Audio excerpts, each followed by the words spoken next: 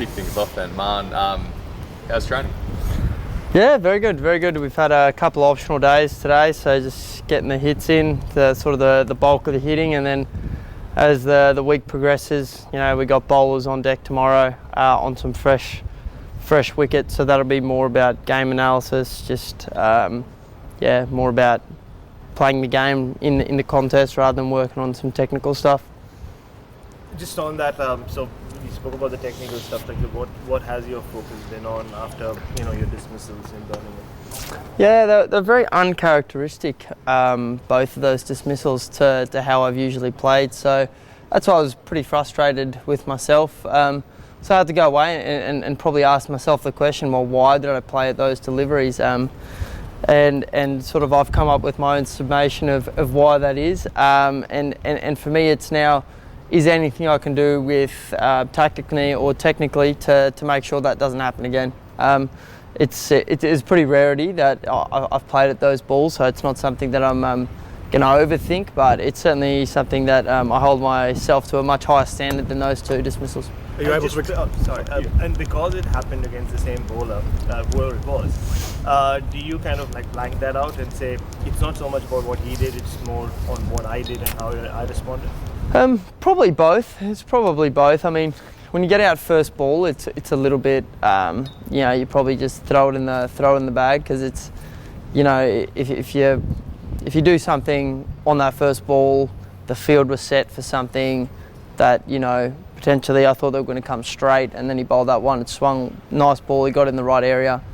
But at the end of the day, prior to this series, I don't think I'd been dismissed by Stuart Broad. So for me, it's not something that I'm overthinking, but it's just always working on my game and my technique to come up with ways to negate getting out and scoring runs. You said you looked back and tried to explain why you had played those shots. Are you able to tell us why you think you did?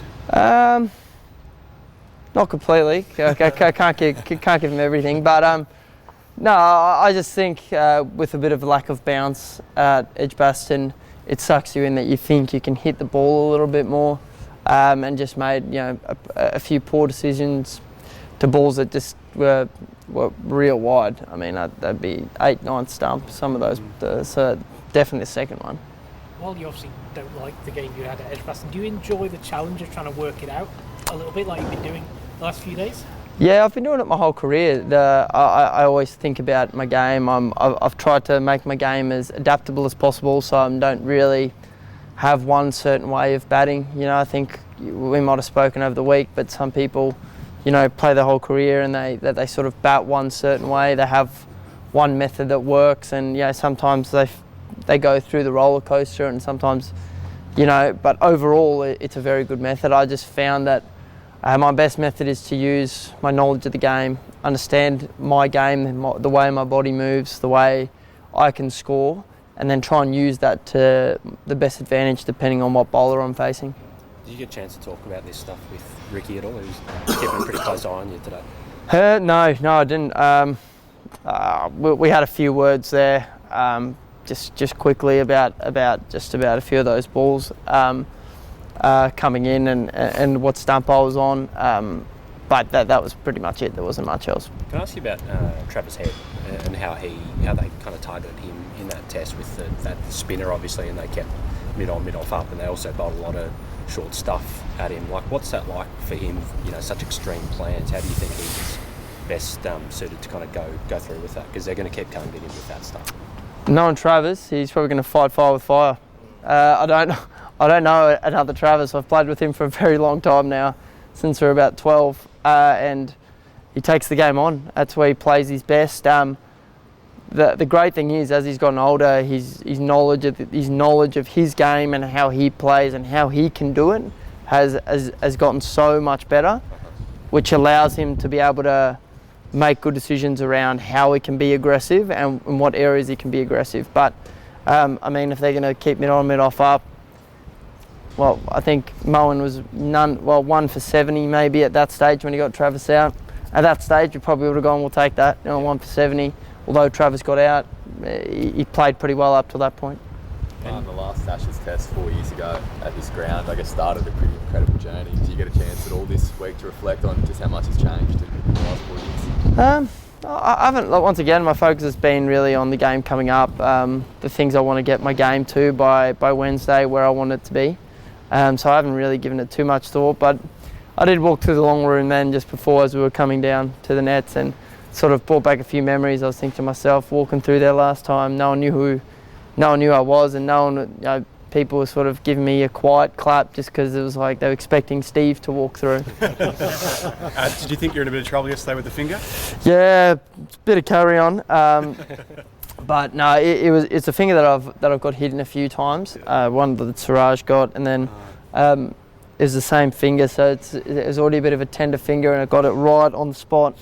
So I thought straight away it sort of, because it was already sore, but it actually pulled up really well. So all good. How were you watching the partnership between Pat and Nathan that got you over the line in the end? I mean, if you guys if there's any footage of us watching the box, pretty up and down. I would say I'm a pretty roller coaster cricket watcher.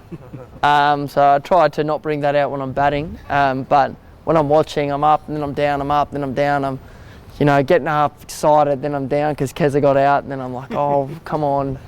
And then I'm, so roller coaster, but it was nice. I had Cameron Green on my right, who pretty much didn't move a muscle till we won at the end, and Travis and I were having a bit of a chuckle every ball. I was a bit too much for him, I reckon. Too much roller coaster. As a senior player now of this side, and you've been to a lot of countries, maybe this is the one series where there's so much talk about how England are playing, the opposition are playing, before, after, during.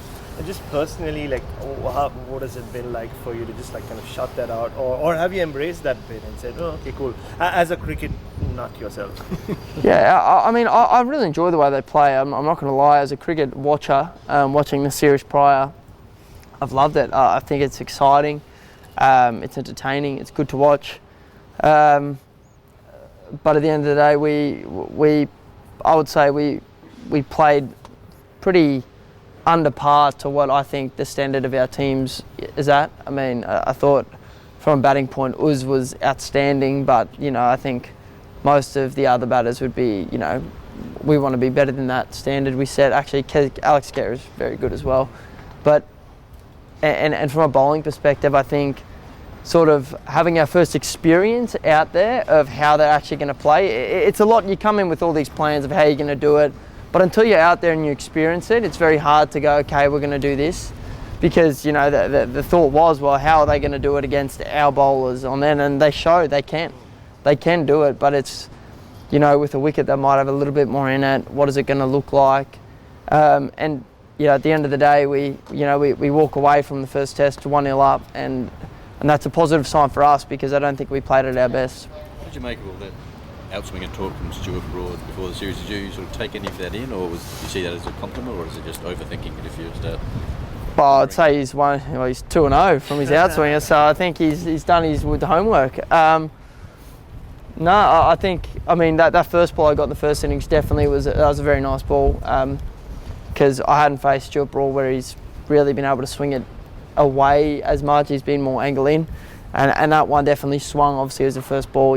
Most of the time you just play and miss at that, and then you go, okay, you make the adjustments out there. But no, I think, like I said this about Ravi Ashwin, guys that take the time, do their homework, understand the game, and work out how they're going to get certain guys out. I've got so much respect for them. So if they're putting the time and effort in and it pays off, that's obviously credit to them.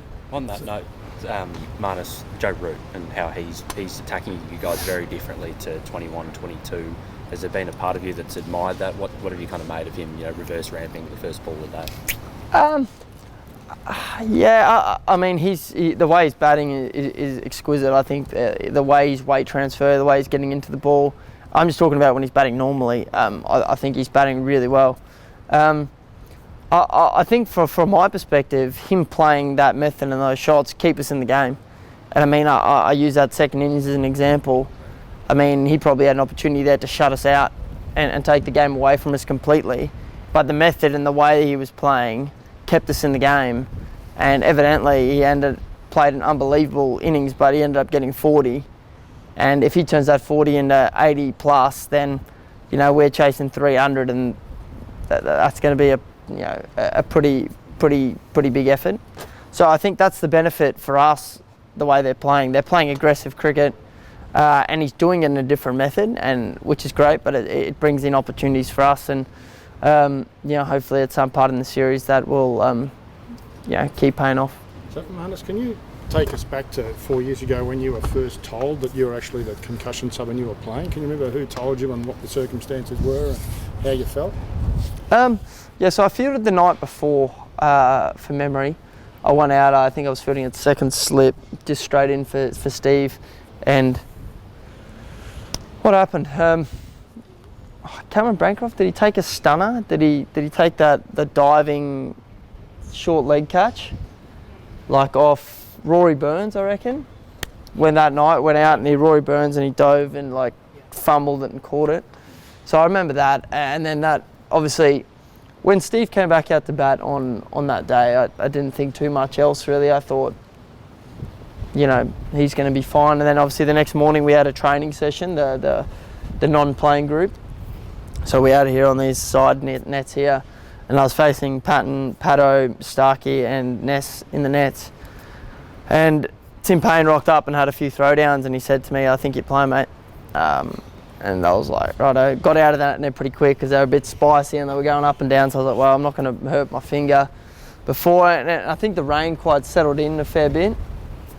And then I think we were playing cards upstairs, and then we sort of, I think England declared, and then we had about 60 overs, 50, 60 overs to sort of get through or chase. I think we were about 230. And that was sort of the memory. That's how it sort of unfolded, and then the rest is sort of pretty much been documented up to that stage. And the second ball, when you got cleaned up by Jofra and bounced up like you were spring-loaded, what was can you talk us through that? Yeah, I mean, I think I've said it a few times in different interviews, but it was just one of those moments where I said to myself, if I get hit, I have to get up. It's just, you just got to get up, get in the contest. And it's kind of in my nature of how I play anyways, to get in the contest and get in the battle. So I think that actually helped me, probably get into the game and really got me going. So I've got a lot to thank for Jofra for that one. It got me ready. It's a team sport, but the number one ranking and getting that back, is that something that motivates you? Not particularly, to be honest. I mean, it's nice to be. I just want to be playing at my best, whatever that looks like. If that means that, score runs this game and I'm back up there, then that's fine. But at the end of the day, I'd take 2 failures and see our team win over the line again anytime. So it's about winning. It's about, for us, about contributing, and I just want to do my best to make sure I keep scoring runs for the side. You'd been in and out a bit until you got to play here at Lords, and then you finished the series. You finished with an average of 50. Did you feel at the end of the series that, I'm a Test cricketer now? Yeah. Definitely. I think it gave me a lot of confidence. I sat next to Steve Waugh for the first part of that series, and he said he was adamant that I was going to play. And I said to him at one stage, Tugger, how am I playing? We just played one game. We won. We're not going to drop anyone for the next game, so I'm not going to play this game. And then, it's probably going to be an opener, so unless they're going to, let me open, they're probably going to go with Harris. I was like, I can't see how I'm going to play. Anyway, Tugger was right. I got the opportunity here, and it's a bit surreal, to be honest, the way that all unfolded. But I think definitely finishing that series, I felt like, if I can get through some of the patches of batting that I had to get through in that series, I can do this.